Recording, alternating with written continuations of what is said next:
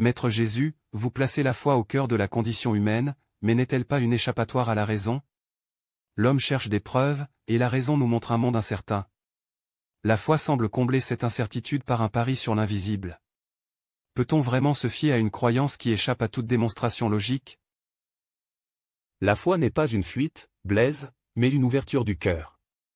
La raison est une lumière, mais elle ne peut éclairer tous les mystères de l'existence. La foi est un choix libre, un abandon confié à un amour divin que la logique seule ne peut saisir. Elle dépasse les certitudes humaines pour conduire à la vérité intérieure, un amour qui ne peut être prouvé mais qui se vit. Mais n'est-ce pas une forme de pari, comme je l'ai décrit? Parier sur Dieu pourrait être rationnel face à l'incertitude de l'après-vie.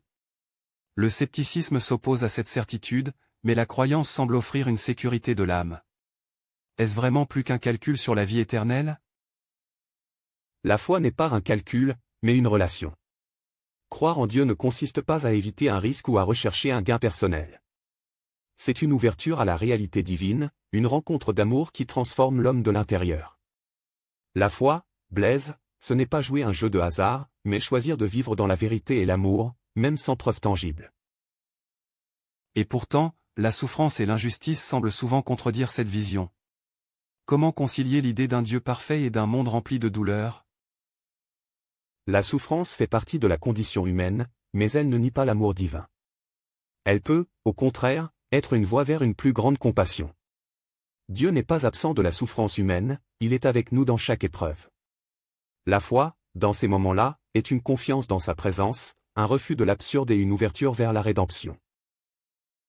Vous placez la foi au-delà de la raison, dans une expérience que l'intellect ne peut saisir.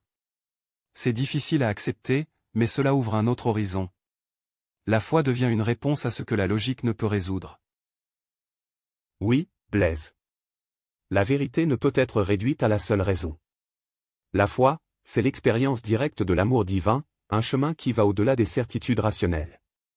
Celui qui choisit de croire trouve une paix plus profonde que celle que la raison peut offrir. Cela demande effectivement un lâcher-prise, un défi pour l'esprit humain.